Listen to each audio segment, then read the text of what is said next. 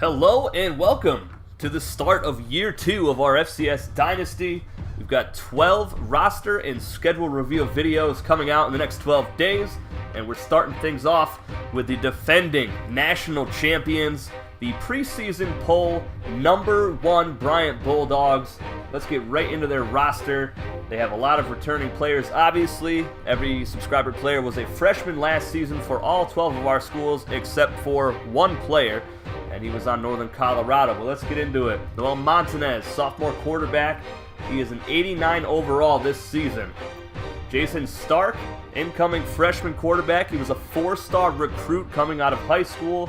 He has a 78 overall. He will do fantastic if Noel Montanez ends up getting suspended or injured during year number 2. And of course, at halfback, sophomore Brandon Allen.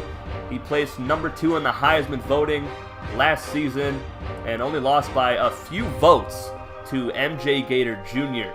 He has an 84 overall, and I'm looking forward to seeing what he has in store for us for season number 2. And to back him up, AJ Jordan, another sophomore halfback, 6'1", 231 pounds. The guy is a dump truck when he runs the football.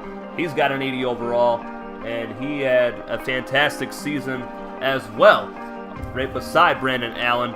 So I'm looking forward to seeing both of them in action again, and I'm assuming they're both going to have 1,000-yard rushing seasons once again. The offensive line is great, and the receiving core is fantastic as well, so let's get into that. LJ Topher, 84 overall sophomore. He's a monster, and of course, he had a fantastic game against Fresno State in the national championship game. A lot of deep bombs down the field, and he really helped propel his school into getting their first national championship trophy. Snoopy Tucker, slot receiver. He's the speed demon. He's got a 76 overall. He's very small. He also played some cornerback last year a little bit, but with the incoming recruits for Bryant, I don't think that'll be necessary this season. Let's see. They had the number 63 recruiting class, and they only had 9 recruits actually commit to their school, so a lackluster recruiting class, but we've got a couple of them here on this roster that are subscriber players. And that brings me to the other freshman, Diego Martinez at tight end, number 88. He was a 3-star recruit coming out of high school, and he has a 70 overall. He is a big target, 6'6", 230 pounds, almost identical to LJ Topher. So Noel Montanez and Jason Stark have some big targets to throw to, so that should be fun. And of course, anchoring the offensive line, sophomore tackle, Kenneth Harrington. His name's too long to put up there, so it's just Ken Harrington right now. Number 70, he's 6'5", 304 pounds, and an 84 overall. And he is an absolute monster. So many pancakes last year, 92 pancakes, only 2 sacks allowed. He also got freshman All-American, first team All-ACC, and first team All-American. Just an absolute monster at the left tackle position. And with that, it brings us to the defense. Ruben Blueberry, 6'8", 264 pounds, sophomore defensive end. He has an 84 overall. And of course, another menace for the Bryant defense. He had 41 tackles, 21 for a loss, 11 sacks last season. And he had a couple forced fumble recoveries as well, 2 of those. And next, Divine Adams, sophomore defensive tackle. He also had 41 tackles last season, 25 for a loss, and 7 sacks. He had 2 forced fumbles and 2 recovered, and 6 pass deflections from the defensive tackle position. That is fantastic. He comes in with an 82 overall for year 2. Cy Summers, one of my favorite players in this series, sophomore outside linebacker, 87 overall. And it's so easy to get a big hit with him. It's just so much fun to play with him. He had 84 tackles last season, 31 for a loss, 8 sacks, 3 interceptions returned for 70 yards, 5 pass deflections, 5 forced fumbles, a fumble recovery, and a pick 6 on the season. I can't wait to see what he's got in store for his sophomore season as well. And on the opposite side of him, Stephon Okafor, 82 overall. He was number 2 on the team in tackles with 62. He had 22 for a loss, 4 sacks, 2 picks, 7 deflections, 4 forced fumbles, and a fumble recovery. He also had a safety. which is a very rare play so far in this dynasty. And Tadian Moss rounds out the team. 80 overall cornerback. He's a monster. 5'10", 171 pounds. And he also had a great year. 44 tackles. He had 6 picks, 17 deflections, and a pick 6. And that brings me to the head coach, Scott Goldberg. Of course, the Bryant Bulldogs went 14-0. They were national champions and ACC champions. Well, with the recruiting class coming in for all of the other ACC schools, year 2 is going to be more difficult than year 1 for Bryant and for Savannah State, which we will get into later on in the week. This team is going to be great this year, guys. They're just reloading. That's all they're doing right now. Most of these players had a whole season under their belts together. Only 2 incoming subscriber freshman players, a 4-star quarterback and a 3-star tight end. And I'm looking forward to their season. And I'm going to predict a 9 or 10 win season for them. I don't think they're going to be as successful as they were last year.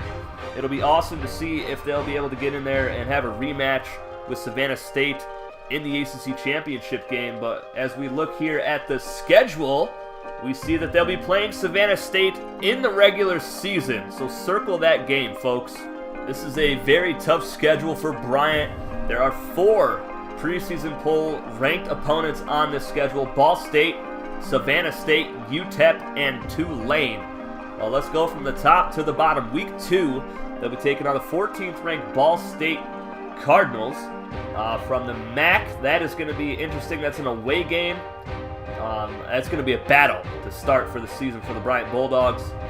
And then they go into ACC play right away, week 3, against the Howard Bison. And that is a home game for Bryant. Then they go on a 3-game stretch where they have to travel. They go to take on UMass, another MAC team, Bethune-Cookman, ACC opponent, and William and Mary, which is also going to be a fantastic game.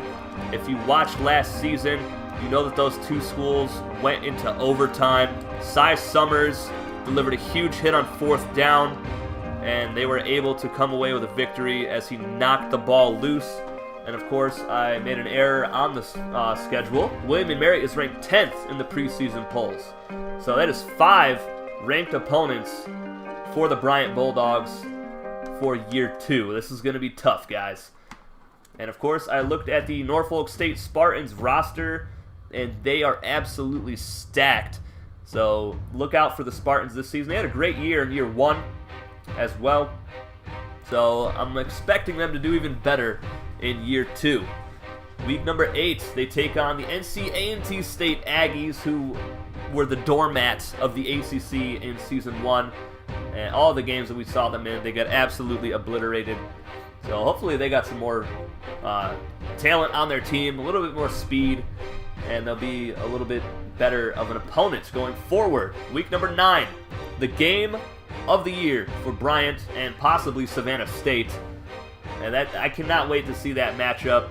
It's during the regular season, and at that point, it'll be interesting to see if either of those teams have a loss in the ACC, or if they're just going to continue to demolish their opponents in conference. After that game, they host the Hampton Pirates. After that, week 11, they host the 6th-ranked UTEP Miners from the Conference USA.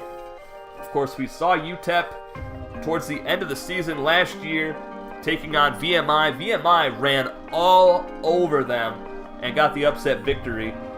I'm expecting them to come out firing on all cylinders for year 2. They're hungry. They know they should have beaten VMI and gotten to a better bowl game. But after that, they finish off ACC play. They travel to take on the Florida A&M Rattlers, who had one of the best passing offenses in the country last season. And to round out the entire year for the Bryant Bulldogs, they will be hosting the Tulane Green Wave, who are ranked 12th nationally in the preseason polls. They are from the Conference USA along with UTEP. So let me know in the comments section below or in our Discord channel your predictions for the number 1 Bryant Bulldogs for season number 2. That's it for this video, guys. Hope you enjoyed the roster reveal and the schedule reveal. I will see you guys tomorrow with the Cal Poly Mustang. Take it easy.